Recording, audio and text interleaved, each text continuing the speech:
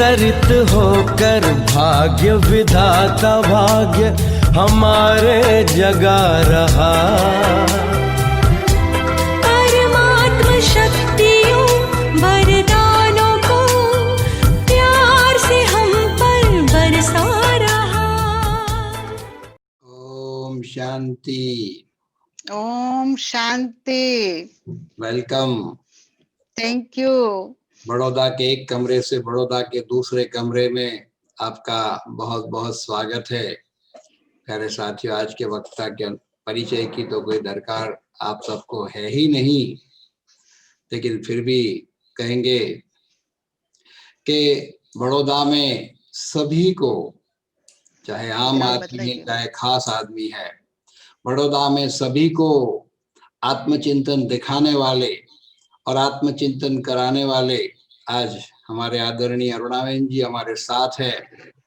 कोई भी वीआईपी बड़ौदा का ऐसा नहीं होगा जो आत्मचिंतन को ना देखा हो, आत्मचिंतन ना जानता हो, आत्मचिंतन ना किया हो।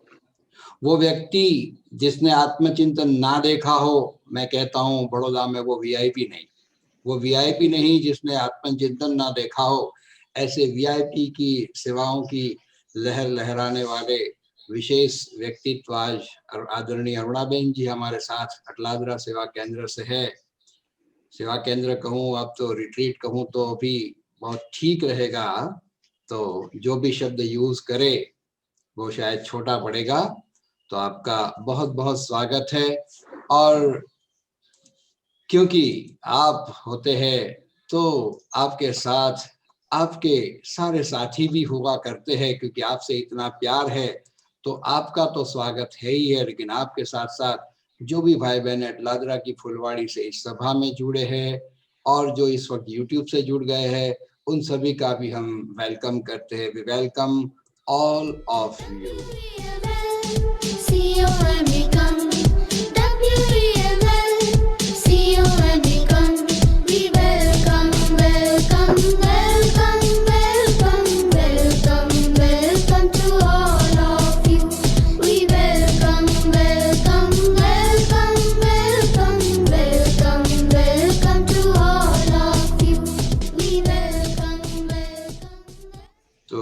अर्थात करेलीबाग परिवार, हम अरुणा दीदी सहित आप सभी भाई बहनों का इस अनुभव सत्र में बहुत बहुत स्वागत करते हैं।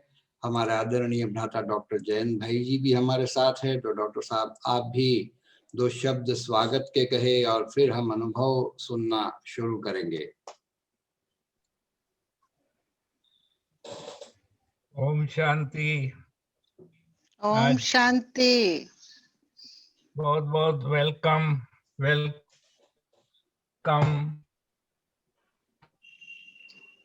आपका हिम्मत, आपकी लक्ष्य हाई थिंकिंग, हाई एम, जिसने लास्ट में भी बड़ौदा को बेस्ट पर कर दिया।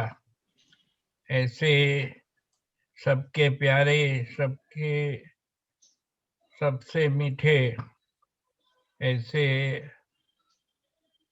हमारे अरुणाबेन जी का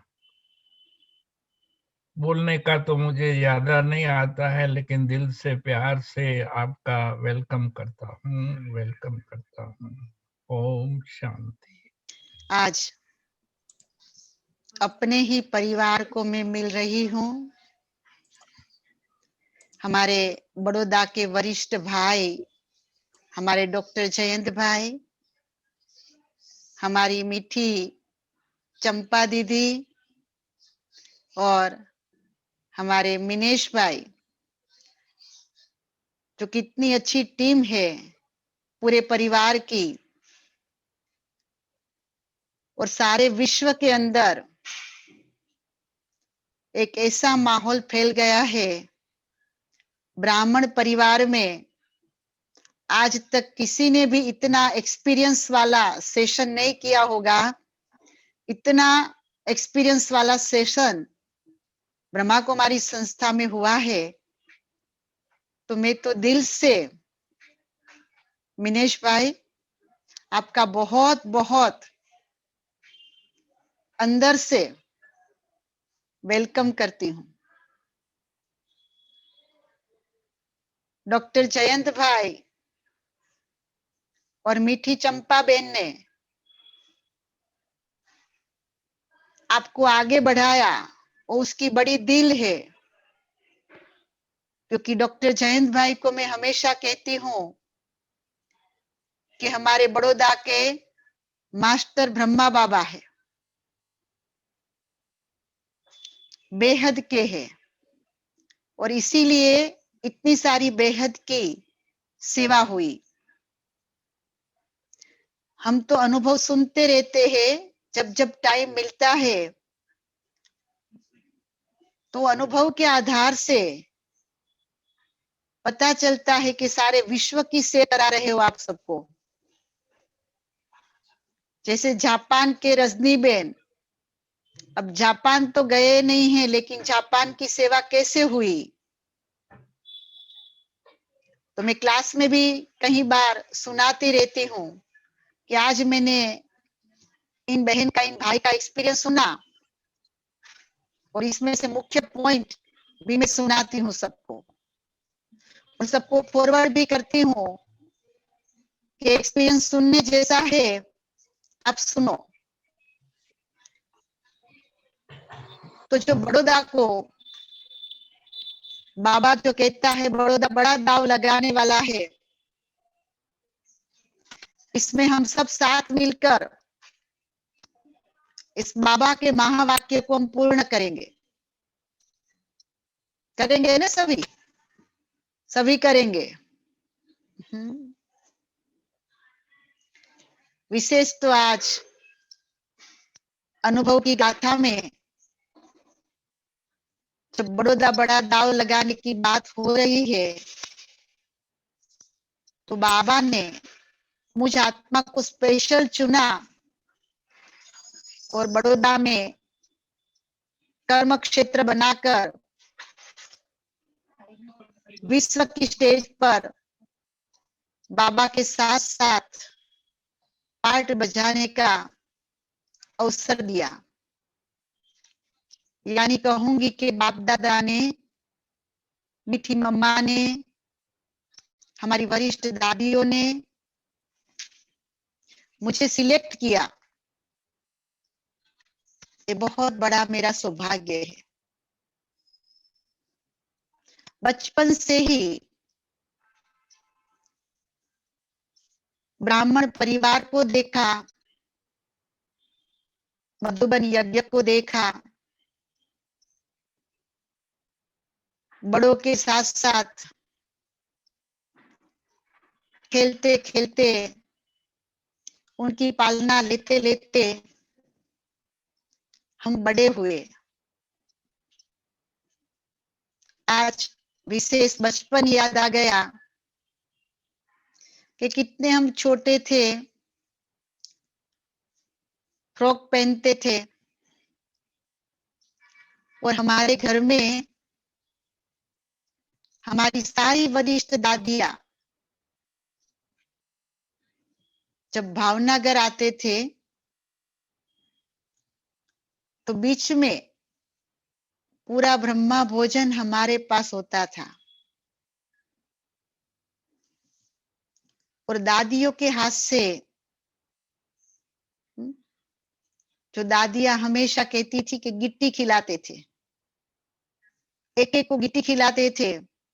बहुत सुंदर झूला था घर में, फिर झूले पर बैठ के फोटो खिंचवाते थे। तो बाबा कहते हैं ना, बचपन के दिन भुला न देना। तो बचपन कितना प्यारा और मीठा था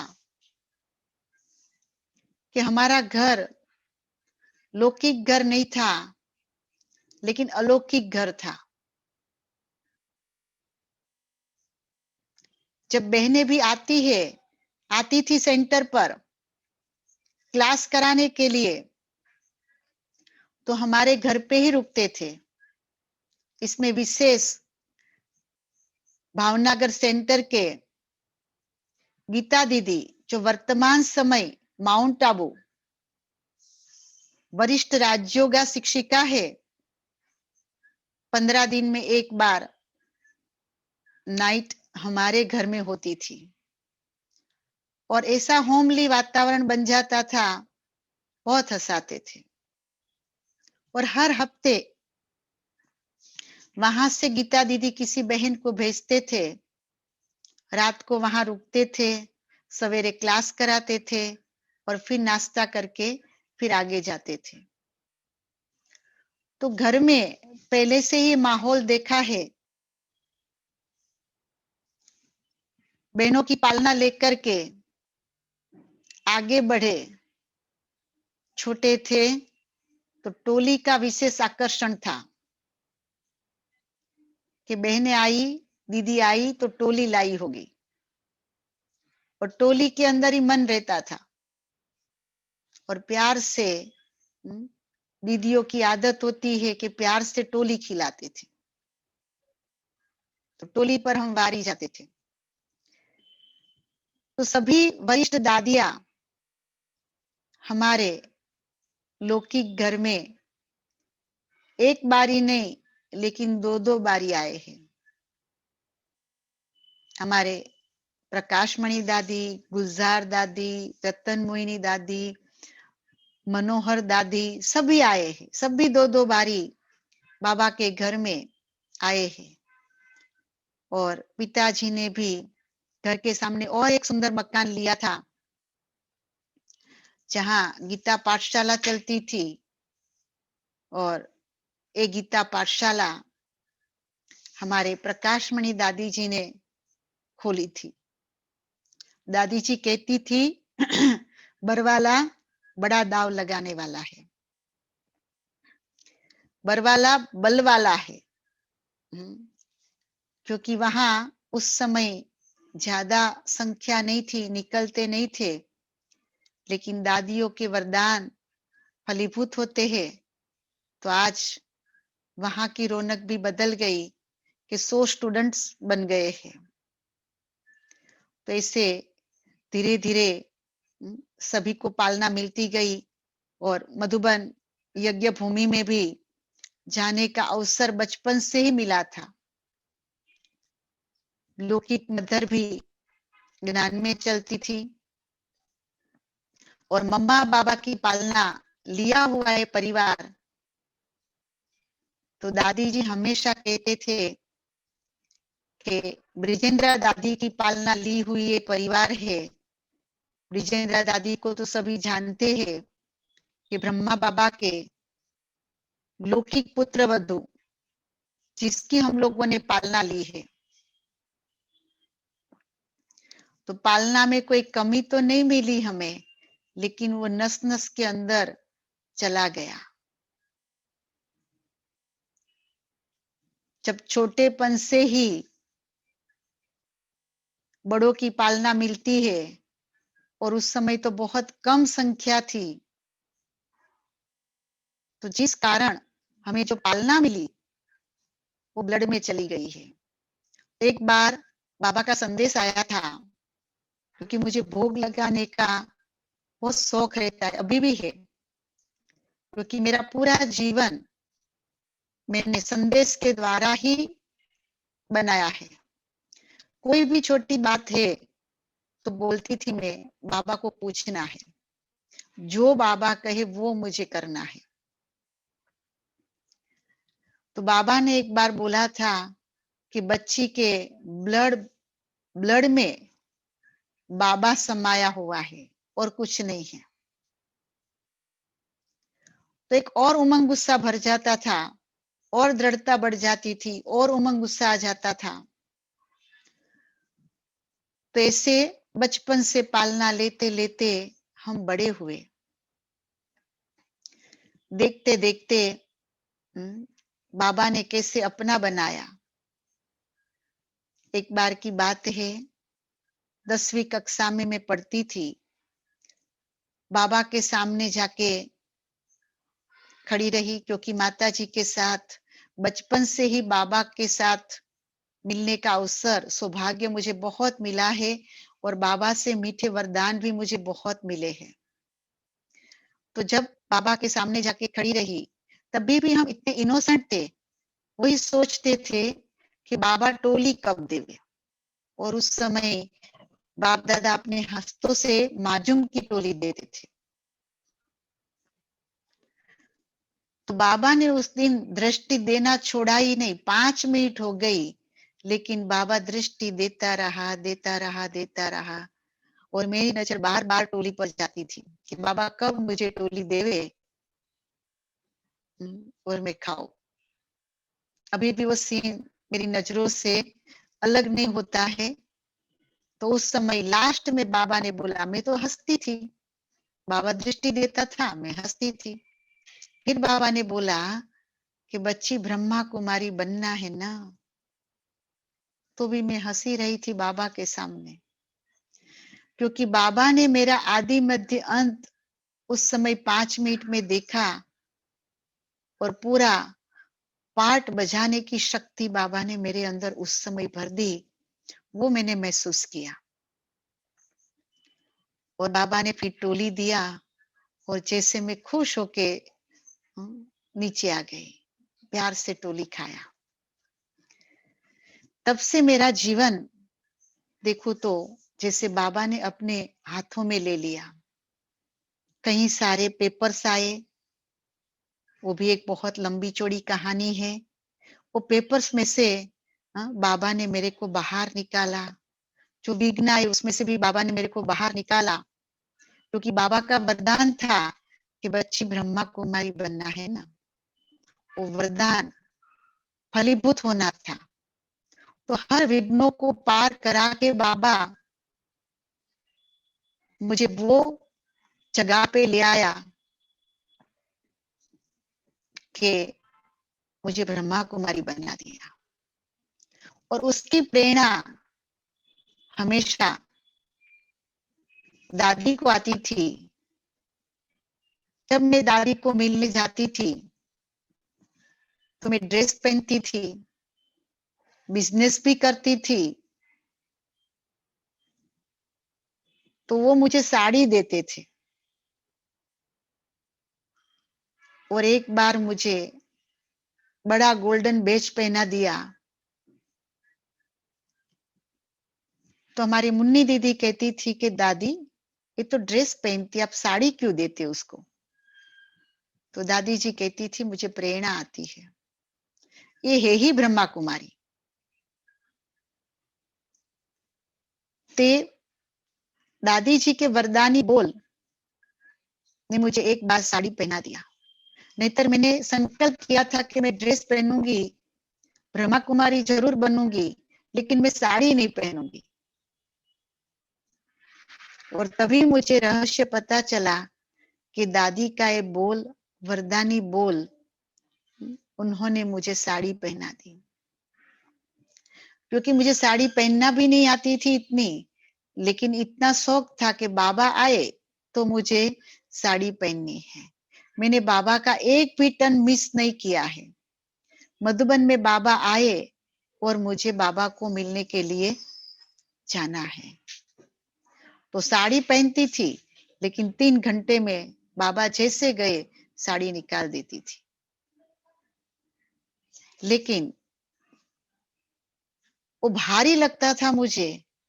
तो दादी ने एक बार मेरे पूरे यहाँ ऐसे साड़ी डाली, ऐसे करके। और वो साड़ी जब मैंने पहनी तो उस दिन मुझे इतना हल्कापन लगा कि उसके बाद मैं 24 घंटा साड़ी पहन के रखती। रात को भी मैं साड़ी नहीं निकालती थी, न बेज निकालती थी। मैं सोचती थी कि कहीं बाबा मुझे साक्षात्कार कराने ले जाएगा तो मैं कॉमन ड्रेस में नहीं होनी चाहिए। और मुझे फील भी नहीं हो रहा था कि मैंने साड़ी पहनी है।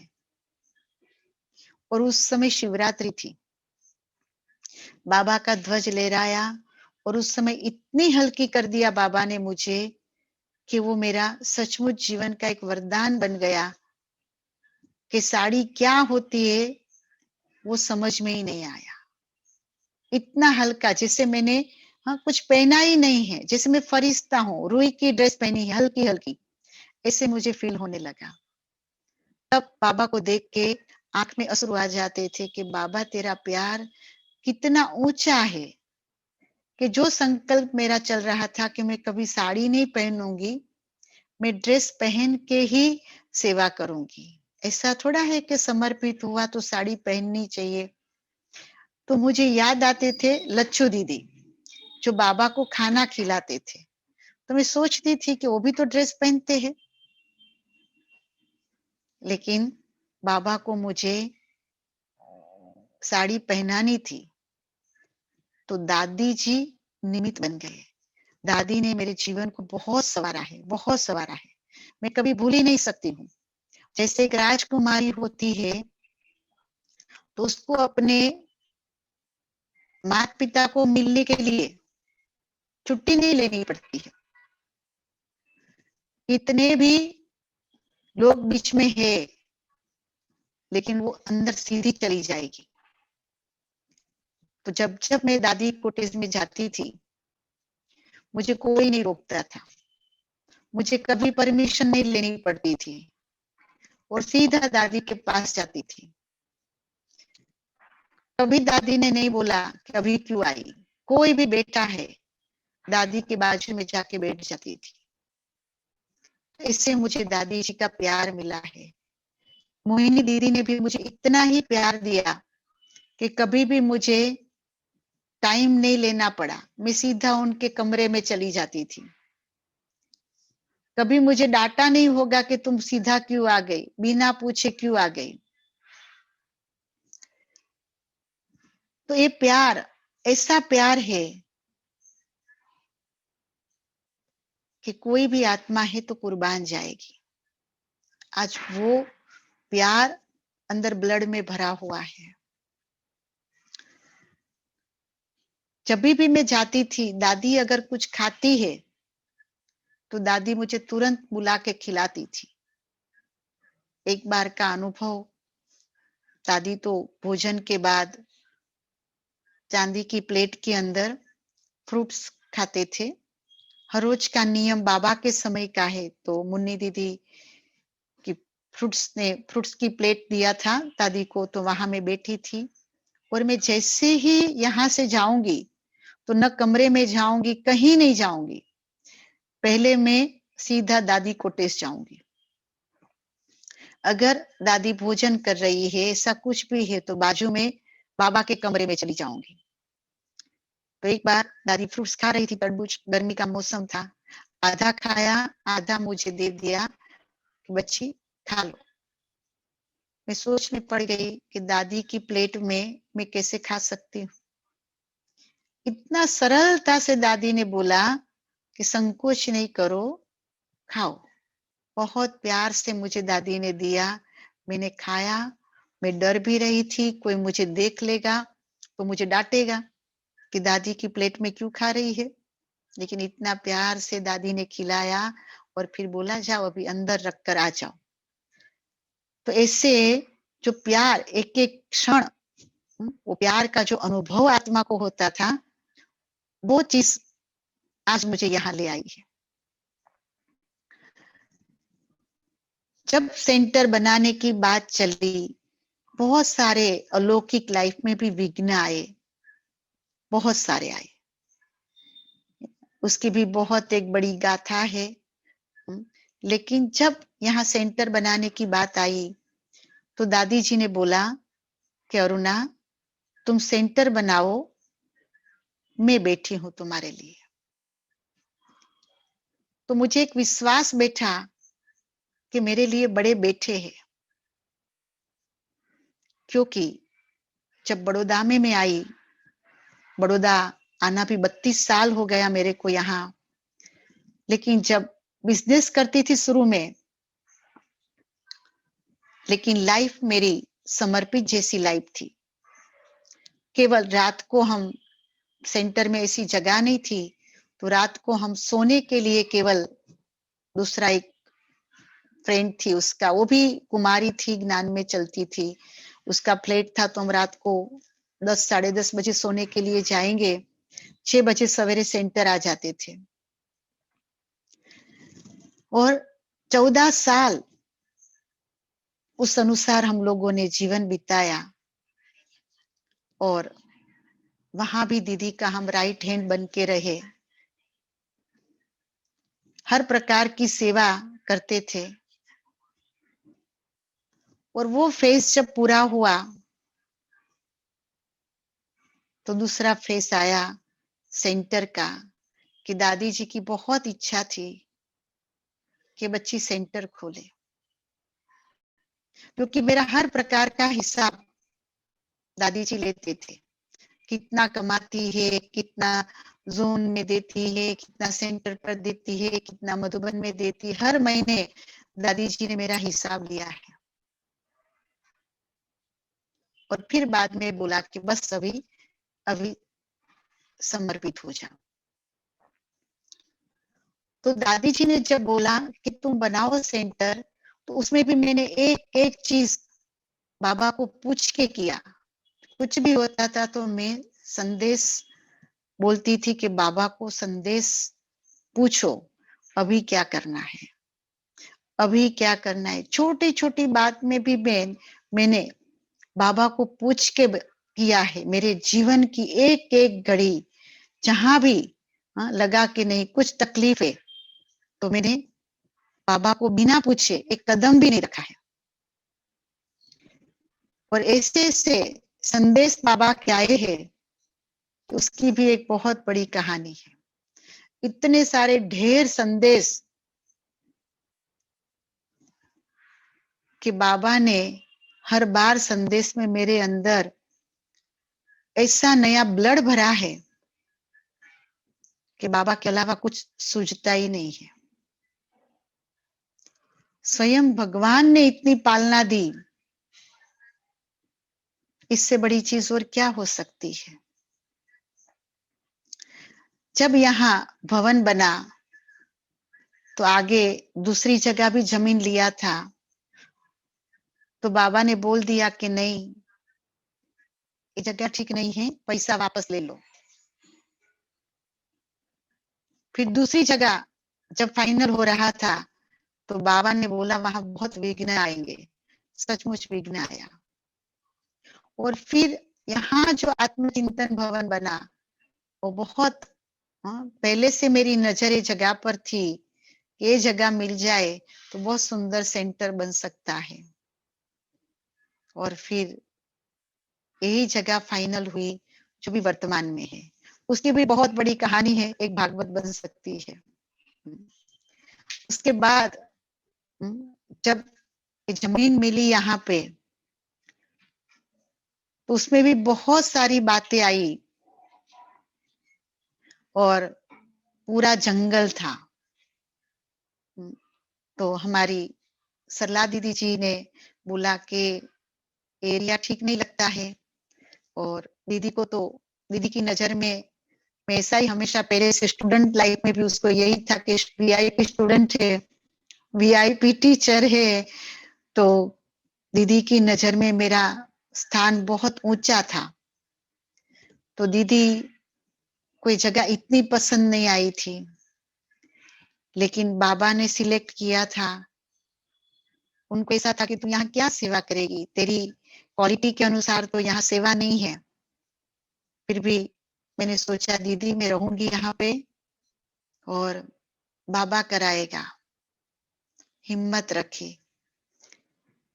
जंगल माना पूरा जंगल जैसा। आगे भी मैंने एक बार सुनाया है कि इतने सारे सांप उड़ते उड़ते आते थे, बड़े बड़े बिल्ली जैसे चूहे रहते थे, छिपकलियां, वंदे, इतना देखो तो जैसे आजू बाजू जैसे ऐसा लगता था कि मैं जंगल में रह रही हूँ। और उन लोगों के साथ भी जैसे लगता था मेरी दोस्ती हो गई है, वो भी मेरे दोस्त बन गए। कोई मुझे तकलीफ नहीं देता था। सांप भी जो आते थे वो उड़ते उड़ते आते थे।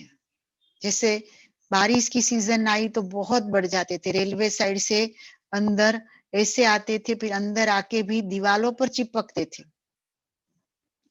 और हम प्यार से पकड़ने वाले को बुलाते थे और उसको भेज देते थे। ये हमारी, जिसे देखो तो बारिश की सीजन में तो रोज की कहानी बन गई थी। लेकिन कोई भी ब्राह्मण परिवार की आत्मा को किसी को नुकसान नहीं हुआ, किसी को तकलीफ नहीं हुई। फिर बहुत तपस्या करती थी। सवेरे 3 से 5 बाहर चक्कर लगाती थी, रात को 12 बजे तक भी सिक्योरिटी करती थी।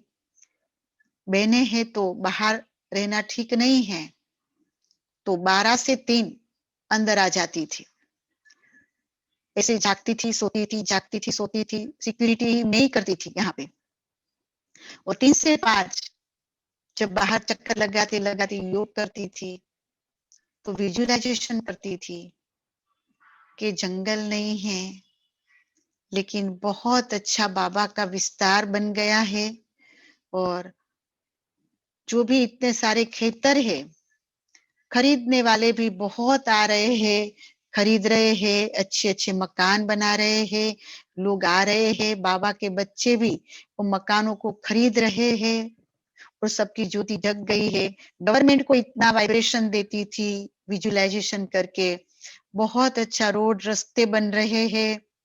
तो यही मेरा काम था, 3 से 5 सवेरे 2 घंटा यही करने का, सबका आह्वान करना, सब बनाने वालों का आह्वान करना, रहने आने वालों का आह्वान करना। तो ऐसे मेरा सिलसिला शुरू हो गया। और देखते देखते देखे तो जंगल से मंगल हो गया, अटलादरा विस्तार, और इतना वीआईपी एरिया हो गया अभी कि देखते ही लगता है कि क्या बाबा ने कमाल कर दिया। यहाँ पहले छोटा सा मकान बना, फिर वो मकान बड़ा बना, वो भी आगे 6 दुकान थी, उसके लिए भी योग करती थी, विजुअलाइजेशन करती थी कि 6 दुकान के जो मालिक है वो बाबा को गिफ्ट डीड कर रहे हैं और गिफ्ट मिल रही है हमें, और इसको तोड़ रहे हैं हम, बुलडोजर घुमा रहे हैं। फिर ये मकान भवन बड़ा बन रहा है, बड़ा हॉल बन रहा है। तो देखते देखते सचमुच करिश्मा ऐसा बना कि 6 दुकान हमको गिफ्ट में मिली और हमने तोड़ दिया और तोड़ के बड़ा बना दिया। ये बाबा की कमाल। उसमें भी थोड़े छोटे मोटे विघ्न आए, लेकिन वो भी क्रॉस कर दिया। और मुझे याद है कि जब ये भवन बन रहा था तो हमारे डॉक्टर जयंत भाई बहुत मुझे दुआएं दे रहे थे कि बहुत अच्छा बनाया, एक जैसे सिटी के बीच में रिट्रीट सेंटर बना, ऐसा फील किया कि अकेले का नहीं है, ये अरुणा बहन का नहीं, ऐसी भासना नहीं आ रही है, ये सबका है। और सचमुच यही भासना अंदर से आ रही थी कि सबका स्थान है। और हमेशा मम्मा बाबा का सेंटर है। कभी मैंने नहीं बोला कि बाबा का सेंटर है, लेकिन मम्मा बाबा का सेंटर है। तो ऐसे करते सेंटर बड़ा बन भी गया। बनने के साथ साथ पढ़ाई भी किया मैंने, एमएससी किया, एमबीए किया। हमारी अन्नामलयम यूनिवर्सिटी और ब्रह्मा कुमारी इसके कोलैबोरेशन से जो कोर्स निकला था, तो 4 साल भवन बनाते बनाते पढ़ाई भी पूरी किया। और उसके बाद एक बार जब भट्टी चल रही थी मम्मा के दिनों में, तो बाबा ने बताया, मम्मा ने जैसे इशारा दिया कि बच्चे टेरेस पर 4 धाम बनाओ। तो 2 दिन तो सोच चला कि टेरेस पर कैसे 4 धाम बन सकता है बाबा। फिर 2-3 दिन अमृत वेला मुझे बाबा ने प्रेरणा दिया कि बच्ची 4 धाम बनाओ, और वो दृश्य भी दिखाया। जब देखा कि जब बाबा अभी कुछ इशारा दे रहा है, तो हमने सोचा कि ठीक है। उस दिन बुधवार का दिन था और हमारे बिपिन भाई है बिल्डर, उसको मैंने बुलाया, फाइनल किया ऊपर जाके कभी मुझे यहाँ 4 धाम बनाना है। बहनों को बोला बहुत अच्छा सेव उसल का भोग बनाओ गरम गरम। 5 श्रीफल मंगाया, बाबा का झंडा और गुरुवार के दिन दूसरे दिन भोग में रख करके सभी को ऊपर ले गई और डिसीजन ले लिया कि यहाँ 4 धाम बनेगा। बाबा का ध्वज लहरा दिया, 5 नारियल फोड़ दिया और फिक्स किया कि यहाँ भी 4 धाम हम बनाएंगे। तो 4 धाम की जगह 5 धाम बन गया। एक मम्मा का भी कमरा हुआ। जब बाबा का कमरा बहुत बड़ा हुआ तो सोच चला कि मधुबन में भी बाबा के कमरे के पीछे ही मम्मा रहते थे। तो फिर बीच में दीवार किया और मम्मा और वरिष्ठ दादियों का शक्तियों का गायन है वो कमरा भी बनाया। और हमारे जानकी दादी और रतन मोहिनी दादी भी आए, उद्घाटन किया। लेकिन जब 4 धाम बन रहा था तो अगस्त मास में दादी जी का मंथ है, प्रकाशमणि दादी का। तो मैं हमेशा आज तक मेरा यही रहा हुआ है कि जैसे अगस्त मास आया तो मैं दादी जी का आह्वान करती हूँ कि बाबा दादी जी को रहने के लिए भेजो।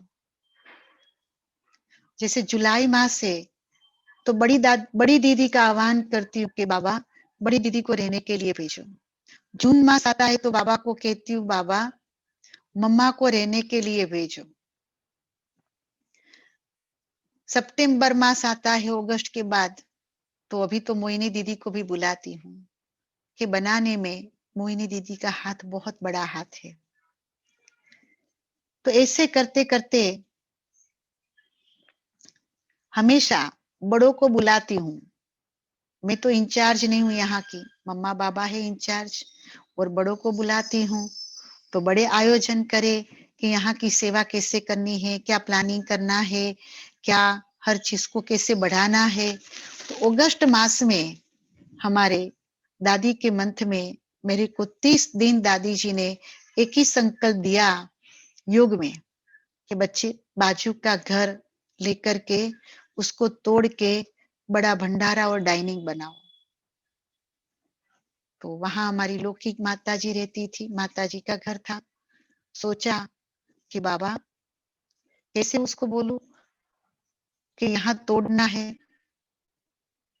फिर एक बार माता जी को पूछा तो माता जी ने 3 मिनट में ही मुझे जवाब दिया। एक बार ही पूछा कि मैं कहाँ जाऊंगी, मेरे मरने के बाद भले बनाओ। तो मैंने बोला कि आपको अभी ज्यादा समय तो है नहीं, कम समय में है तो आपको टेम्पररी में एक कमरा दे सकती हूँ, लेकिन अपनी आंखों के सामने बनता हुआ देखो। बोले ठीक है। तो वो मकान हमें मिला, बाजू का डुप्लेक्स। फिर और भी बाजू में एक हमारे बहुत पुराने बाबा के बच्चे अशोक भाई और अवंतिका बहन रहते थे। तो उन्हों को एक बार मैंने संडली पर से बोला कि प्रवीणा माता ने तो अपना मकान दिया, शक्तियां ही कुछ कर सकती है, तो अवंतिका बहन आप भी बाबा को मकान लेकर के दो। तो उन्होंने बोला, ऐसा फील हुआ कि जैसे मुझे बाबा ने कहा। तो नीचे आके उसने बोला कि आप मुझे मकान ढूंढ के दो, हम पैसा हाथ में नहीं लेंगे, आप हमें मकान खरीद के दो तो हम आपको बाबा के कार्य में मकान भवन दे देंगे, भवन बनाने के लिए। वो भी एग्री हो गए और दोनों मकान को हमने तोड़ा और उसी ऊपर ही हमने बाबा का भंडारा और सब कुछ बनाया अच्छी तरह से।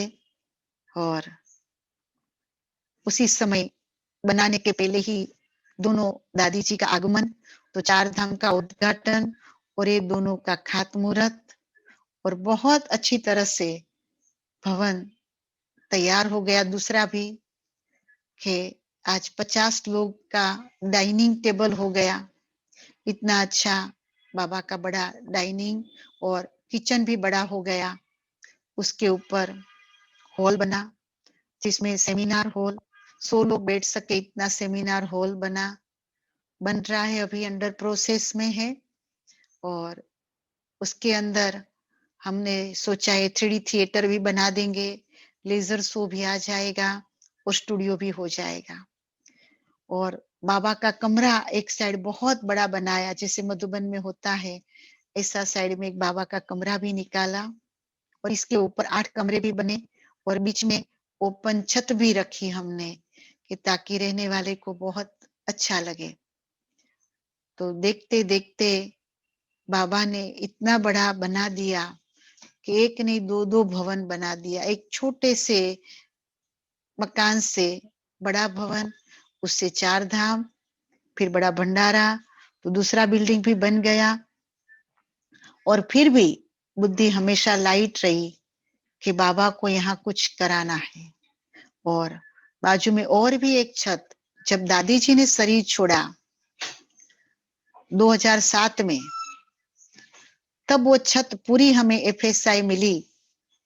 उसी 13 दिन के बीच में ही दादी जी ने दिलाया। और वो प्रोजेक्ट तो हमने सोचा था कभी हम वो प्रोजेक्ट करेंगे ही नहीं, क्योंकि हम पहले धीरे धीरे ये तो पूरा करें, क्योंकि इतने ही भाई बहनों के बीच से हमें सारा काम लेना है, तो हर एक के तन मन धन से हर कार्य करना होता है। तो उस अनुसार फिर धीरे धीरे इतना बढ़ा। तो हमारे अभी जब दादी जी ने शरीर छोड़ा, जानकी दादी ने, और जिस दिन हमारे गुलजार दादी इस संस्था के एडमिनिस्ट्रेटिव हेड बने, उसी दिन इसका पासिंग हो गया दुकानों के ऊपर का कि आप यहाँ बना सकते हो अभी। लेकिन हमें पता है कि जब तक एक कार्य पूरा न हो तो कैसे बन सकता है, हर चीज धीरे धीरे ही करनी पड़ती है। लेकिन बाबा ने देखो, तो वहां हम सोच रहे हैं सुंदर म्यूजियम बनाएंगे, और एक बड़ा शिवलिंग बनाने की इच्छा है 50 फुट ऊंचा, वो हम बनाएंगे। अब आगे देखो, आर्ट गैलरी बनानी है, सब कुछ बहुत सारा प्लान है अंदर। लेकिन कई बार हम सोचते कुछ और है और बाबा कराता कुछ और है। तो बाबा का प्लान वहां क्या है वो हमें पता नहीं है। आप सभी के शुभ संकल्प बड़ौदा में एकदम, जैसे कहते हैं ना, रोड टच इतना अच्छा बन रहा है कोई चीज, तो आप सबका शुभ संकल्प रोज हमें भेजना कि बाबा का कार्य हम जल्दी जल्दी संगम पूरा होने के पहले हम पूरा करें। तो हमें और जगह लेने की या बड़ा बनाने की कोई आवश्यकता ही नहीं है, क्योंकि बाबा ने एक जगह ही हमको सब कुछ दे दिया, भले धीरे धीरे दिया। पुराने में से नया किया है। तो कई बार सब बोलते भी है हमें कि पूरा प्लॉट आपको पहले से ही सब कुछ मिल गया होता तब कितना अच्छा बना सकते थे। लेकिन फिर भी हमने कोशिश किया है कि किसी को पता भी नहीं चलता है कि पहले पुराना था और अभी नया बन गया। ऐसा ही लगता है जैसे नया है। थोड़ी मेहनत करनी पड़ी। तो जैसे बाबा ने इस बारी मुरली में कहा 18 जनवरी, सॉरी अभी फिलहाल जो, हाँ 18 जनवरी की मुरली में कि करण करावन हार बाबा करा रहा है और हम तो केवल करण हार है, ये मुख्य पॉइंट थी। जब हम ब्रिजमोहन भाई को मिलने के लिए गए तो ब्रिजमोहन भाई ने बताया कि आज की मुख्य पॉइंट बताओ कि बाबा ने क्या बोला। तो उन्होंने ही फिर सामने से बताया। तब सारी सीन नजदीक आ गई सामने 19 तारीख को, क्योंकि हमारे भाई ने बोला था क्या करके आपको 21 तारीख को अनुभव सुनाना है, क्योंकि दुकानों पर भूमि पूजन करने के लिए जो छत मिली हमको, ब्रिजमोहन भाई और हमारी सरला दीदी जी आए थे, उन्होंने ही भूमि पूजन किया।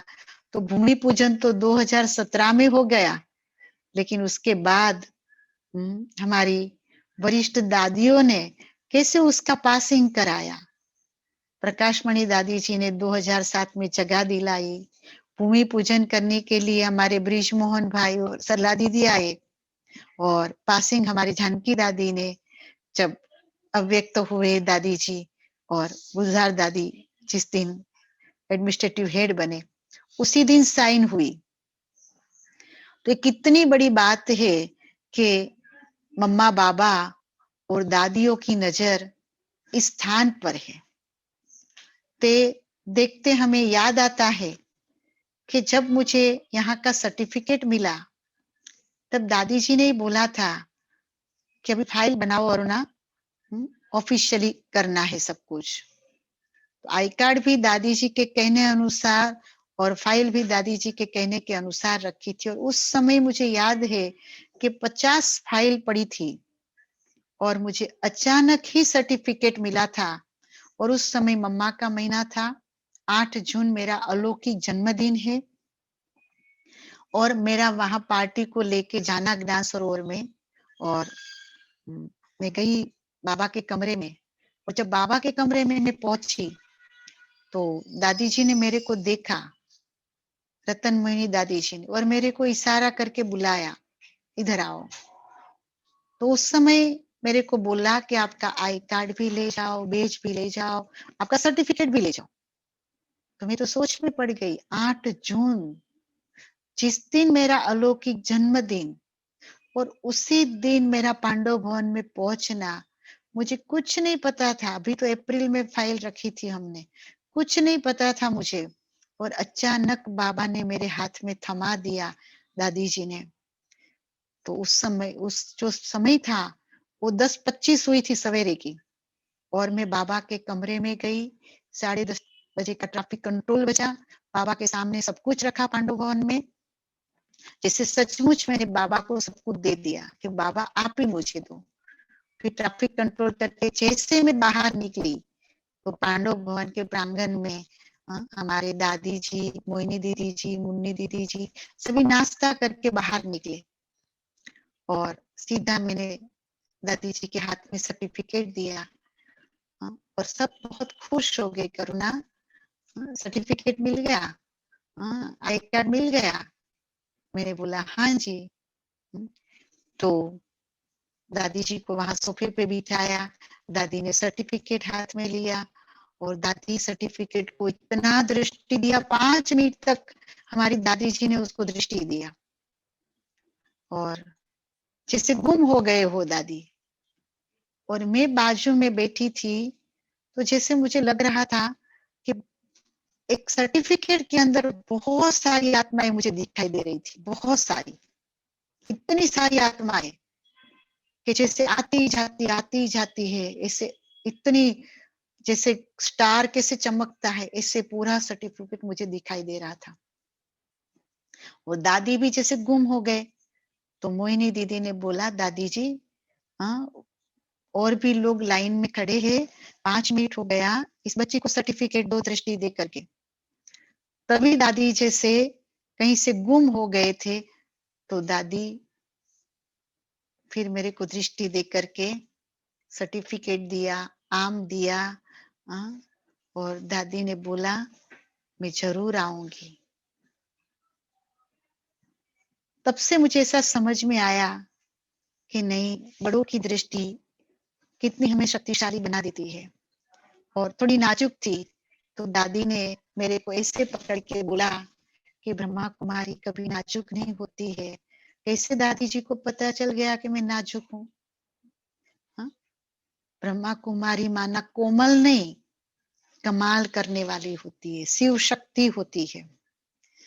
तो उस समय जैसे दादी का ये वरदान बन गया। एक बार माता जी ने दादी के पास ले गए मेरे को सोने की रिंग पहनाने के लिए। तभी भी दादी जी ने मेरे को एक वरदान दिया कि तुम बेफिक्र हो जाओ। कैसे हो जाओ? बेफिक्र हो जाओ, और तुम अगर सीधी लाइन पर चलती रही तो तुम्हें रास्ता क्लियर मिलेगा। तब से देखा कि मैं बेफिक्र होके चल रही हूँ।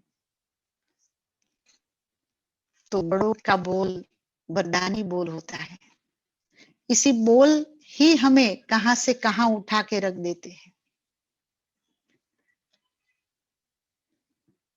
जब एक बार मेरा 8 जून की भी मैं बात बताऊं, एक अनुभव कि रात को कैसे मैं उसको अलौकिक जन्मदिन मानती हूँ। ज्ञान तो बचपन से मिला, गर्भ से मिला, क्योंकि मम्मा बाबा से पला हुआ है, परिवार है। माता जी ने भी मम्मा के हाथ से अंगूर खाई ही गोदी में बैठकर। और बाबा को जब मिलने जाते थे तो पांडव भवन का जो पीछे का गेट है भंडारे की तरफ का, वहां बाबा सबको विदाई देते थे रुमाल हाथ हिला के। तो माताजी बहुत अपना अच्छा अनुभव सुनाती। अभी भी माताजी है हमारे पास, 90 इयर्स हो गया, लेकिन मम्मी को ज्ञान मिले माताजी को 60 साल हुआ। हम 2 बहनें यहाँ समर्पित थे। जब पूनम बहन गर्भ में रही तब उसको बाबा मिला, और जब उसके बाद जब मैं गर्भ में रही तब से उसकी धारणाएं पक्की हो गई। तो ऐसे माताजी ने पूरे परिवार को पाला, पोसा, सब कुछ किया। लेकिन जब माताजी इतनी दृढ़ता वाली थी घर में, है ना, बहुत उन्होंने भी बहुत कुछ सहन किया, सब कुछ किया, लेकिन उसका लक्ष्य एक ही था कि मुझे मेरे परिवार को, पूरे परिवार को ज्ञान में लाना है और पूरा परिवार बाबा का बन के रहे। बस जहां भी हो, जिस स्थान पर भी हो, कुछ भी हो जाए। तो ज्ञान तो बचपन से था, बाबा को भोग लगाना, मुरली सुनना, समझ में आए नहीं आए, लेकिन बैठना माना बैठना। माताजी बोले चलो भोग लगाने तो बैठ जाने का, माताजी बोले चलो मुरली सुनने तो बैठ जाने का, भले कुछ समझ में आता है नहीं आता है कुछ नहीं। छोटे थे, जब वो मधुबन जाती थी तो सेवा में जाएगी 1 महीना, तो हमको साथ ले जाती थी क्योंकि मैं सबसे छोटी थी और वो वेकेशन ही पकड़ती थी। तो मधुबन के आंगन में माताजी तो सेवा करती थी, लेकिन मधुबन के आंगन में वहां मैं बैठती थी और सबको देखती रहती थी। फ्रॉक पहनती थी, वो सब मेरे साथ खेलते थे, बहुत मजा कराते थे, टोली खिलाते थे। ऐसे मतलब बचपन भी उस अनुसार गया कि इतना सारा मधुबन में जाने का चांस मुझे बहुत मिला है, बहुत। जैसे मेरा एक घर है, अपना घर, ऐसा उस समय से ही फीलिंग आती थी। लेकिन जब थोड़े बड़े हुए तब ये अनुभूति होने लगी। तो एक दिन की बात है कि रात को बाबा ने मुझे 1:45 जगाया। उस समय था 8 जून। तो तब जब 2 बजे जगाया, 1:45, तो एक आवाज आई कि बच्ची उठो, और उसके बाद मेरी नींद भी चली गई और बाबा ने मुझे बिठा दिया और बैठे बैठे बाबा को याद करती थी। उसी समय में असली योग सीखी और उस समय बाबा मुझे जैसे ट्रांस में ले जाते थे, सूक्ष्म वतन दिखाते थे। तो सूक्ष्म वतन में इतना अच्छा सीनरी दिखाते थे, बाबा मेरे साथ खेलते थे, सब कुछ करते थे। तो ऐसा पार्ट मेरा 2.25 साल चला, राइट 2.25 साल, कि राइट बाबा 2 में 10 कम बाकी और बाबा मेरे पास आते थे, मुझे जगाते थे और 5:45 बजे तक मैं योग करती थी।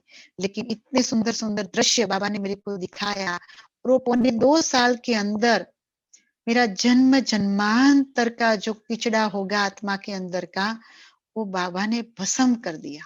ऐसा मुझे फील हुआ, मैं हल्की हो गई, एकदम हल्की।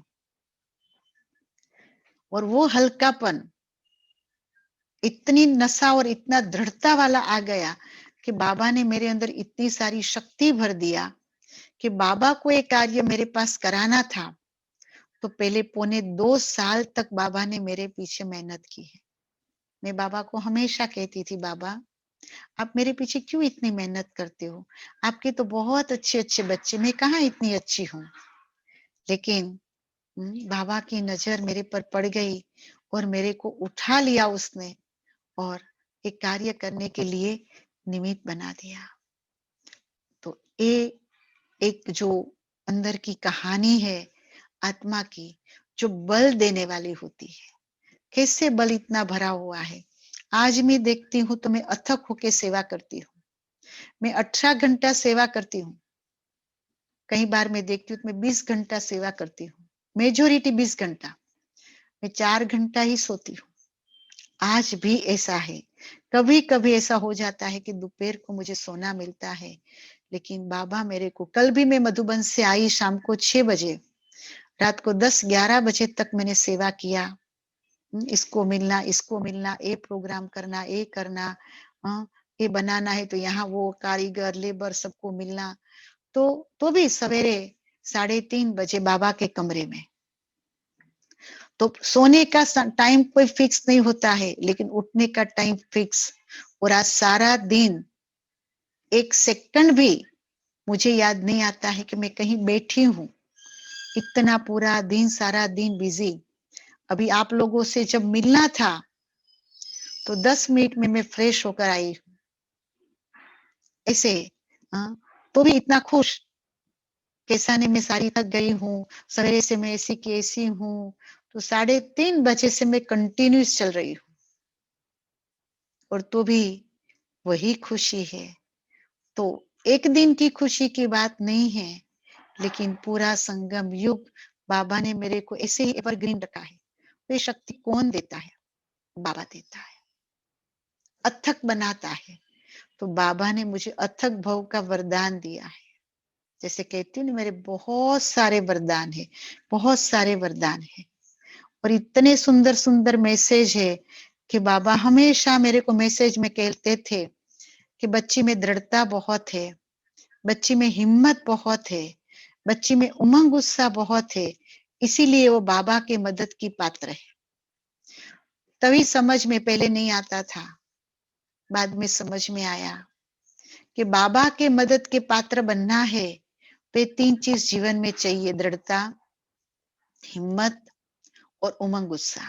फिर आपको कुछ करने की आवश्यकता नहीं है। जैसे आज बाबा ने वरदान में कहा ना कि कम पुरुषार्थ, कम मेहनत और सफलता ज्यादा, तभी समझो कि आपका पुरुषार्थ सही है। बात राइट है कि नहीं है?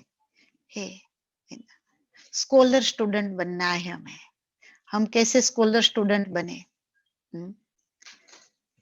बाबा ने एक बार बोला था कि बच्ची को मेहनत करने की आवश्यकता नहीं है, स्थान सेवा करेगा, बच्ची को तो मूर्ति बन के बैठे रहना है। अब मुझे नहीं पता था कि संगम युग की मूर्ति माना 20 घंटा अथक बन के सेवा करना। समझे? अथक बन के बाबा ने सेवा कराई, लेकिन बोला क्या? अथक मूर्ति बन के बैठे रहना है। तो सचमुच बाबा ने मूर्ति तो बना के बिठाया है। यहाँ से मुझे बाहर सेवा करने जाने की आवश्यकता नहीं है। एक सेंटर ही 10 सेंटर की सेवा कर रहा है ना। 10 सेंटर खोलने की भी जरूरत नहीं है, कोई रिट्रीट सेंटर खोलने की भी मुझे जरूरत नहीं है। बाबा ने हर चीज मुझे ऐसी दी है। साथी बहने, यहाँ के स्टूडेंट्स, आप देखो तो एक एक कण के अंदर ऊर्जा भरी हुई है, क्योंकि पहले से ही मेरा एक थिंक था कि कुछ भी हो जाएगा, यहाँ नेगेटिव और व्यर्थ नहीं होने दूंगी बाबा के घर में। तो सचमुच आज उस व्यर्थ और नेगेटिव नहीं है। इसके कारण से इतनी वाइब्रेशन पूरे बाबा के घर में भरे हुए हैं, और प्रोग्रेस ही प्रोग्रेस है। लॉकडाउन में हमने देखा कि सेवा नहीं हुई, लेकिन अटलादरा सेंटर में लॉकडाउन में एक भी दिन सेंटर बंद नहीं रहा है। इतनी सेवाएं हुई, कारोबार भी इतना ही हुआ, लॉकडाउन में भंडारा भी बना, सब कुछ हुआ। सोच रही थी कहाँ से आत्माएं आती है, कैसे बाबा का संदेश लेके जाती है। तो बहुत बाबा सेवा करा रहा है, लेकिन एक ही चीज है कि मैं यहाँ की निमित्त नहीं हूँ। निमित्त में हमारे मम्मा बाबा है। मम्मा और बाबा ही सेंटर चला रहा है, और सबको प्यार देना, खुशी देना, बस वही मेरे जीवन का लक्ष्य है। इसीलिए लोग मुझे यहाँ प्यार से खुशी दीदी कहते हैं कि खुशी दीदी है ना। चेहरे पर हमेशा खुशी के वाइब्रेशन, हंसता हुआ चेहरा, यही जीवन का एक लक्ष्य बना रखा है कि बाबा को मुझे प्रत्यक्ष करना है। तो बाबा के गुणों को मेरे जीवन के अंदर मुझे प्रैक्टिकल में लाना पड़ेगा। बात तो हर एक के जीवन में आती है, हर एक की एक कहानी होती है। बहुत सारी लौकिक अलौकिक हर जगह बहुत सारे पेपर्स आए, लेकिन उस पेपर्स के अंदर में मैं पॉजिटिव रही हूँ, है ना। किसी ने भी मेरा पेपर ले लिया, लेकिन उस आत्मा के प्रति मेरा हमेशा पॉजिटिव वाइब्रेशन जाता है कि नहीं, ब्रह्मा बाबा को कितना ओपोजिशन सहन करना पड़ा, लेकिन बाबा की शुभ चिंतक वृत्ति कभी नहीं गई। तो हमारी क्यों जाए? मैं भी उस बाप की बेटी हूँ, क्यों नहीं, है ना। तो इस अनुसार देखते देखते आज 32 साल बड़ौदा में हो गए, और बाबा ने 32 साल में बहुत सेवा कराई। संतुष्ट हूँ कि आज भी अभी शरीर छूट जाए अथवा तो स्थान छोड़ना पड़े तो भी मुझे मंजूर है। थोड़े दिन पहले ही संतोष दीदी रशिया के, जो है आप सबने अनुभव सुना है, बात हो रही थी, तो मुझे हमेशा वो छोटी बहन ही मानते हैं। मेरे को एक ही चीज बताई कि अरुणा, समय बहुत नाजुक चल रहा है, अपनी स्थिति को ऐसा बना लो कि समय अनुसार कहीं शरीर भी छोड़ना पड़े, कोई बीमारी भी आ गई, स्थान भी छोड़ना पड़े, तो भी हम एवर रेडी रहे। तो मैंने उनको बताया कि छोटी बहन होने के नाते मैं इतना कहूंगी कि मेरी स्थिति को मैंने इतना तो बना लिया है कि आज भी मुझे शरीर छोड़ना पड़े या कोई बीमारी आई या कोई स्थान छोड़ना पड़ा, स्थान भी मुझे छोड़ना पड़ा, तो मेरा संकल्प भी नहीं चलेगा, मैं उस बात में एवर रेडी हूँ। तो ये मुझे नशा है कि बाबा ने पहले से मेरे को स्कॉलर स्टूडेंट बनाया है। समय के पहले बाबा ने मेरे को हर चीज में वैराग दिलाया है। मुझे 20 घंटा जब मेरे पास वो सेवा कराता है तो उसका फल, उसकी दुआएं मेरे खाते में इतनी सारी है कि मेरी स्थिति को इतना ऊंचा बना के रखा है बाबा ने कि स्थिति पर ही नंबर पड़ते हैं। तो वो स्थिति बाबा ने आज भी मेरी एक सत टीचर के रूप में अंदर से एक नशा अनुभव करती हूँ कि बाबा मेरा हर प्रकार से ध्यान रखते, हर प्रकार से, केवल एक नहीं कि केवल सेवा कराया, चारों सब्जेक्ट में बाबा ने मेरे को समय के अनुसार चलाया है। वो मेरे मन में टच करता है, वो पुरुषार्थ कराता है और मैं पुरुषार्थ करती हूँ। तो ये मेरा बहुत बड़ा सौभाग्य है। और बाकी बड़ौदा निवासी सारे भाई बहन मुझे इतना प्यार करते हैं, जोन में भी मुझे सभी बहुत प्यार करते हैं और मधुबन वाले भी मुझे बहुत प्यार करते हैं। पहले से ही जैसे एक राजकुमारी की तरह, सेजादी की तरह पली हूँ, हर एक के दिल में स्थान लिया है, बाप दादा सहित बड़ों के दिल में, छोटों के दिल में, सभी ब्राह्मण परिवार के दिल में। इससे बड़ा सौभाग्य क्या हो सकता है। इसीलिए हमेशा कहती हूँ कि मेरे जैसी पद्मा पदम भाग्यशाली ब्रह्मा कुमारी बहन कोई नहीं हो सकती है। ऐसी मैं भाग्यशाली पद्मा पदम भाग्यशाली ब्रह्मा कुमारी हूँ, जो स्वयं भगवान ने अपने मुख से बोला है कि तुम्हें ब्रह्मा कुमारी बनना है। तो उन्होंने ऐसी ब्रह्मा कुमारी मुझे बनाया। आज मुझे उस चीज का बहुत बहुत नाज है। आप सभी को भी मैं बहुत बहुत दिल से दुआएं देती हूँ कि आपकी दुआएं भी मुझे बहुत ऊंचा उठाती है। ओम शांति।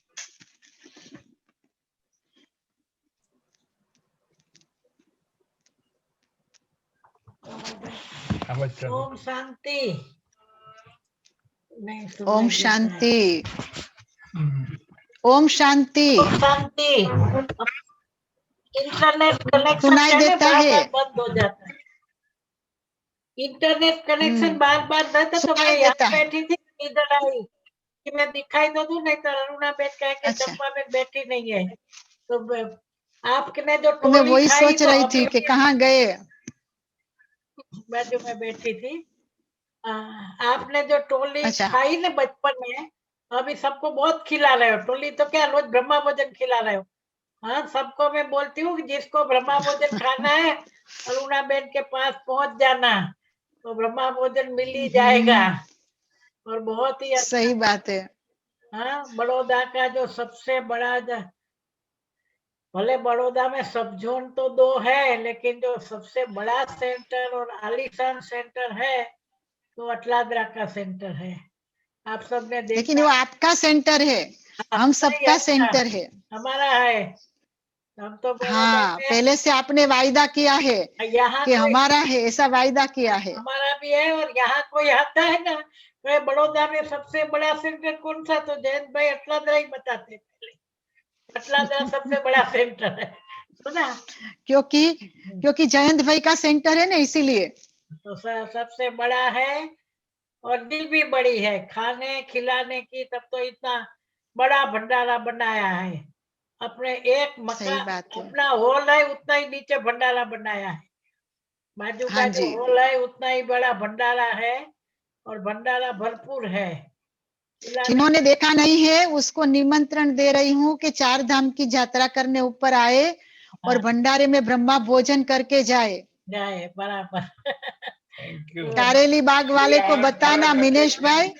हाँ स्वीकार करो सब, हाथ हाँ, खड़ा करके। हाँ, हाँ सभी गैलरी में। हाँ जी। जी। अरुणा बेन का सवेरे 8 परिवार से रात को 8 बजे तक भट्टी चल रही है ऊपर 4 धाम में, सवेरे 8 बजे से रात को 8 बजे तक। वाह वाह। मैंने मिनेश भाई को बोला था कि मिनेश भाई आप जयंत भाई चंपा बेन सबको लेके एक दिन भट्टी करने आओ, यहाँ ही सबको ब्रह्मा भोजन कराएंगे। वो तो है ही, आएंगे तो भोजन के बिना नहीं जाएंगे, भोजन खा के ही जाएंगे। कैसे जाएंगे? हाँ, ये और तो 26 बहुत तारीख को सूरज भाई आ रहे हैं। अच्छा चंपा बेन 26 तारीख को सूरज भाई आ रहे हैं। सूरज भाई का फोन आया था अच्छा कि स्टेच्यू ऑफ यूनिटी देखने के लिए हम 8 लोग आ रहे हैं, तो अच्छा 26 शाम को पहुंचेंगे, 27 को स्टेच्यू ऑफ यूनिटी देखेंगे और 28 आधा दिन, गुरुवार के दिन आधा दिन भट्टी करके भोजन करके फिर निकल जाएंगे। अच्छा वेरी गुड। हाँ हाँ, सूरज तो भाई गुरुवार का के दिन, तो बराबर। जनवरी मास में उनका पाव पड़ रहा है, तो आप सबको निमंत्रण देती हूँ कि गुरुवार के दिन आप सबको आना है इधर। हम्म। और वैसे भी भाग्यशाली बताया ना कि मेरे जैसी ब्रह्मा कुमारी भाग्यशाली है नहीं, तो हमारे यहाँ कोई नहीं बोलते है, हैं पहला नंबर भाग्यशाली मेरा। के घर में मेहमान आते हैं। मेरा मेहमान बहुत आते हैं, जो भी मधुबन से मेहमान आया बहुत आते। उसके यहाँ 365 दिन मेहमान ही होते हैं। कहाँ कहाँ से लोग आते होते हैं और इतने पालना देते हैं, तो कहाँ कहाँ से लोग आते हैं। और मधुबन के तो भाई बहुत सारे भाई यहाँ आते ही है, कहाँ भी जाना है, यूनिटी देखने जाना है, उधर देखने जाना है, तो 365 दिन मेहमान रहता है हमारे अरुणा बेन के पास। और मेहमान नवाजी भी बहुत अच्छी करते हैं। दिनेश भाई बरोबर ने? जी दिनेश भाई कुछ देखो, नहीं बोल रहे हैं। यहाँ दिनेश भाई? हमारी ये विशेषता है, लेकिन मिनेश भाई की विशेषता तो देखो, मेरी दिल पूरी किया है उन्होंने। मैं इतनी खुश होती हूँ कि रोज एक का अनुभव। मेरी ये बहुत इच्छा थी लॉकडाउन में कि रोज एक विशेष कोई अनन्य भाई या बहन का क्लास होना चाहिए, तो मेरा संकल्प था और ये संकल्प हमारे मिनेश भाई ने पूरा किया। हाँ मिनेश भाई, जी बहुत दिल से दुआएं देती हूँ आपको, बहुत दुआएं देती हूँ कि सचमुच आपने एक जैसे कहते हैं ना कि ऐतिहासिक बात जो लिखने जैसी है, तो ऐसी ये बात है। आपसे ही सीखे हैं और सीख रहे हैं, सीख गए नहीं है, जितना भी सीखा है सीख सीखे रहे हैं। हैं और सीख रहे हैं। और गुण चोर बन करके हम अटलादरा में घुसते थे और चोरी चोरी आपकी कलाएं और गुण चोरी करके ले आते थे। तो हम तो गुण चोर रहे हैं और आपसे ही बहुत सारी बातें चुप चुप के चोरी चोरी से सीखे हैं, तो इसके लिए आपका धन्यवाद है। लेकिन ये चोरी ऐसी है कि जिससे चोरी करते हैं उनका कम नहीं होता, जो चोरी कर जाता उसके पास कुछ बढ़ता जाता है, तो इस बात की भी हमें बहुत खुशी है। लेकिन प्यारे भाइयों और बहनों, जब किसी व्यक्ति की, किसी विभूति की सफलता जो होती है, वो सफलता सबको दिखाई पड़ती है, लेकिन उस सफलता के पीछे जो मेहनत है वो बहुत कम आत्माएं देख पाती है, समझ पाती है। तो मैं ये कहना चाहूंगा, ये सफलता कोई ऐसे नहीं मिल जाती है, किसी की भी सफलता रास्ते में नहीं होती है। उसके लिए बहुत सारी मेहनत, बहुत सारे यत्न और प्रयत्न किए गए होते हैं। तो जो आज के 1 घंटे के सेशन में हमारे अरुणाबेन जी ने नहीं सुनाया है, कुछ बातें मैं सुना देता हूँ कि शुरुआती दौर की जो बात कही, शुरुआती दौर में शिव संदेश बांटने आप खुद जाया करती थी, ऐसे ही नहीं सेवाएं हुई है। हाथ लारी जो होती है ना, वो हाथ लारी जो जिसको वेंडर कहते हैं, वेंडर लोग सब्जी वगैरह, ऐसी हाथ लारियां भी सोसाइटियों में जाकर के धक्का मार करके सेवाएं की है। लिफलेट खुद जाकर के, जो पर्चे हम बोलते हैं, वो पर्चे खुद जाकर घर घर पे बांटे हैं। बहुत सारी प्रभात फेरियां भी आपने की है, राज्यों कोर्स दिन में 4 टाइम होता था, ये तो हम भी वंडर खाते हैं, हमने देखा भी है, दिन में 4-4 बार, और खुद खड़े पांव से, वो भी स्टेज पे खड़े खड़े भी करवाते हैं। मैं बहुत हैरान होता किस तरह से इतना स्टेमिना हो सकता। ये जो 20 घंटे की बात कही, ये मेरे जहन में बहुत लंबे समय से है कि इतनी ऊर्जा किसी आत्मा में किस तरह से हो सकती है। एक इतना उमंग उत्साह हो, एक योग बल हो, ये दो ही बात है कि अथक बंद करके कोई मूर्ति बैठ सकती है 20-20 घंटा। कई बार फोन से बात करूं और जब पता पड़े तो मुझे ताजुब लगता कि इतना स्टेमिना कैसे बन सकता है किसी आत्मा का, और वो भी काल माइंडेड होकर के। सिर्फ करना बहुत बड़ी बात नहीं है, बड़ी बात तो है, लेकिन फिर भी काल माइंडेड होना, ये एक कहूंगा फिदर इन द कैप होता है। बहुत सारी बातें मैनेज करनी पड़ती है। मुझे ये भी कहते हुए बहुत खुशी होती है, जो मैंने बहुत ऑब्जर्व किया है, कितना भी बड़ा प्रोग्राम हो और कितनी भी बातें हो, स्टेज पर बड़ी शांति से बैठकर स्टेज से ही सारा मैनेजमेंट हो रहा है, कौन सभा में आ रहा है, कौन सभा से जा रहा है, 1 घंटा लेट भी सभा को हो रहा है, तो उस सभा में सबको कैसे बिठाए रखना है, ये बांध के रखना बहुत बड़ी बात होती है। नीचे क्या हो रहा है इसकी भी पूरी इंफॉर्मेशन, मैं कितनी तारीफ करूं, लेकिन ये जो मैंने ऑब्जर्वेशन किया है, ये भाई और बहनों आज मुझे मौका मिला तो मैं बोल रहा हूँ। साथ साथ ट्रेन में भी जब बाबा मिलन होता था तो शिविर होती, तो नए लोगों के साथ भी वो खुद जनरल डिब्बों में बैठ करके आपने सफर किया है, उनको ले गए हैं, और शुरुआत के ही दिनों से निमित्त और निर्माण और आप अथक सेवाधारी रहे हैं। और जो पाठशालाएं हैं, उन पाठशालाओं में खुद आप क्लास कराने हमेशा जाया करती, ये नहीं कि सेवा साथी बहनों को ही भेज दिया, जहां जहां मौका मिलता, फुर्सत मिलती, जरूर आप उन पाठशालाओं में भी उन भाई बहनों को भरपूर करने के लिए जाती। साथ साथ मैंने देखा कि हमेशा आपके पास जो सेवाधारी है वो उमंग उत्साह से भरे रहते। तो मैं देख रहा था ये सोर्स कौन सा है कि इतना उमंग उत्साह अथक बन करके, जॉब है तो जॉब को भी साइड करके हमारे रोहित भाई सभा में, मैं सोच रहा 15-17 किलोमीटर हर रोज दिन में 2 बार आना जाना, सोर्स क्या है? तो सोर्स ये हमारी आदरणीय अरुणा बहन जी है। कितना वो बल भरती है, कितना प्यार भरती है बाबा के प्रति का, कि आत्मा को 30 से 50 किलोमीटर डेली का अगर जर्नी भी करना पड़ता है तो बस उनको वो दूरियां नहीं लगती है। तो किसी आत्मा को ऐसे परमात्म प्यार में डुबो देना, ये भी बहुत बड़ी कला होती है, और ये कला मैंने आप में पाई है। तो आज आपने इतना समय दिया, और जैसे आपने राज तो खोल दिया कि अभी 10 मिनट पहले ही आप फ्रेश होकर के इस क्लास को कराने के लिए आए, और ये बात हम बिल्कुल मानते हैं, क्योंकि आपको जब भी फोन करेंगे तो मुझे तो आपके फोन पे भी तरस आती है। मैं सोच रहा हूँ आपका फोन बेचारा क्या करता होगा, बोल भी नहीं सकता कि मैं थक गया हूँ, कब आपके फोन की बैटरी चार्ज होती होगी, कब क्या होता होगा, समझ में नहीं आता। यकीनन आपके फोन पर तो मुझे जरूर तरस आती है, बिल्कुल मैं तरस खाता हूँ आपके फोन के ऊपर। तो कहने का भाव है कि साधारण कला नहीं है, ये बहुत बड़ी बात है। तो विश्व को परिवर्तन करने का कैसा बेड़ा आपने उठाया है, कैसे एक एक वीआईपी को बाबा का बनाना, कैसे माइक निकालना, ये कला आपके अंदर विशेष बाबा ने भरी हुई है। और हमेशा आपको उमंग होता है, एक दिन मेयर को लाना है, एक दिन कलेक्टर लाना है, एक दिन सांसद को लाना है, पता नहीं, और मधुबन वालों को तो लाना ही लाना है, किन किन को लाना है, ये मैं क्या कहूँ, मेरे पास फिर शब्दों की एक मर्यादा आ जाती है, और बखान करना मैं चाहता हूँ लेकिन मेरे शब्दकोश में और शब्द आपके लिए नहीं है। तो मैं यहीं आपकी तारीफ पूरी कर देता हूँ, दिल से नहीं, मुख से। तो बहुत बहुत धन्यवाद, आज आपने समय निकाला है हमारे भाइयों बहनों के लिए। तो अटलादरा की कहानी आज सुनी हमने अरुणा बहन की जबानी, तो बहुत अच्छा। डॉक्टर साहब आप क्या कहते हैं? फिर 2 मिनट बाबा की याद में बैठ के पूरा करेंगे।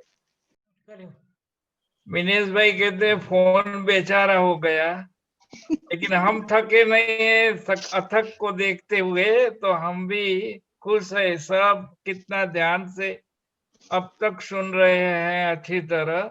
इसका वजह क्या है?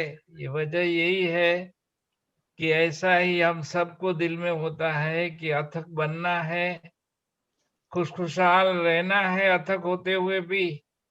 तो हमारी आदरणीय, प्यारी, मीठी बाबा की लाडली अरुणाबेन को फॉलो करें। हम फॉलो करके, जैसे आप भी अथक बन रहे हो मिनेश भाई, ये कार्यक्रम बनाने में भी मेहनत बहुत करते हो, तो ये बहुत भी मेहनत करनी पड़ती है।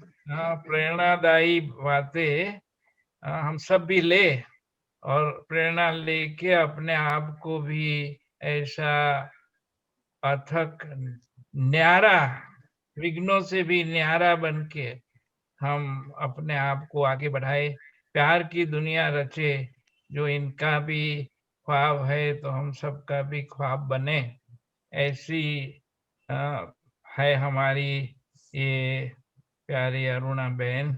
इसीलिए बहुत बहुत वंदन करता हूँ इनके ऐसे गुणों के प्रति।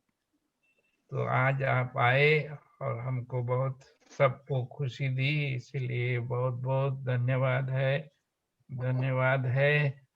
अभी भी और आगे बढ़ना ही है और भविष्य का नजारा भी बाद में देखेंगे। आपके अच्छा। दादी दुर्गा बहन है, कौन है? अच्छा, दुर्गा बहन आ गई ये है। लक्ष्मी बहन है, दुर्गा बहन। इनके साथ बहुत सारी कुमारियां हैं, बहुत बहुत कुमारियां हैं अरुणा बहन के पास। मुझे एक बात याद आई थोड़ा- चंपा बहन, कि मेरे दिल में एक हाँ। चीज थी कि मुझे एक ऐसा हाँ। भाई चाहिए था कि वो जो मिनेश भी सेवा करते हैं ना, तो वो ऐसा सेवा करने वाला भाई मुझे चाहिए था। मैं आह्वान करती थी कि जो मिनेश भी सेवा करते हैं ना, वो सारा जो संभालते हैं ना सारा, ऐसा ही मुझे इच्छा थी एक बार, इस अंकल। तो अच्छा। जब मिनेश भाई को देखती थी तो मुझे ऐसा लगता था कि जो मुझे चाहिए वैसा ही ये भाई है। अच्छा। तो हाँ, तो मुझे कभी ऐसा, आज तक भी ऐसा फीलिंग नहीं आया है कि वो ये सेंटर का नहीं है। मुझे यही फीलिंग आता है कि वो हमारा है और यही सेंटर का भाई है। और कारेली बाग भी मुझे ऐसा ही फीलिंग आता है कि जैसे वो मेरा ही सेंटर है। ये दिल की बात बताओ आपको। हाँ, तभी तो रतन मोहिनी दादी आए तो दादी को आपने के पास ही रखा, सुबह में यहाँ लेके आए, वो भी तो एक हमको सहयोग दिया ने। हमारे पास इतनी कुमारियां नहीं है, आपने वहाँ आपने बड़ा दिल रखा कि दादी अटलादरा में रहेगी, तो में रहेगी। आप, हाँ, तो आपने हमको सौभाग्य दिया दादी को रखने का, तो हमारा भी समर्पण हो गया, बहनों का समर्पण हो गया, तो कितनी बड़ी बात है।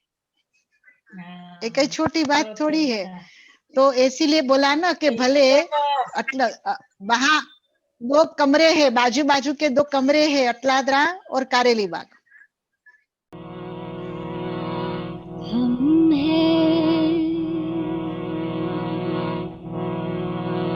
हम है कहानी दादियों की, दिन है हम तो निशानियाँ। हम है कहानी दादियों की, दिन है हम तो निशानियाँ। आज बने हैं जो भी हम तो इनकी मेहरबानियाँ, इनकी मेहरबानियाँ। हम है कहानी दादियों की, दिन है हम तो निशानियाँ। हम है कहानी दादियों की, दिन है हम तो निशानियाँ। आज बने हैं जो भी हम तो इनकी मेहरबानियाँ, इनकी मेहरबानियाँ। सदा हमारी सेवा में जिनका सर्वस्व समर्पण है, सदा हमारी सेवा में जिनका सर्वस्व समर्पण है। दैवी गुणों को दर्शाता दादियों का दिल तो दर्पण है।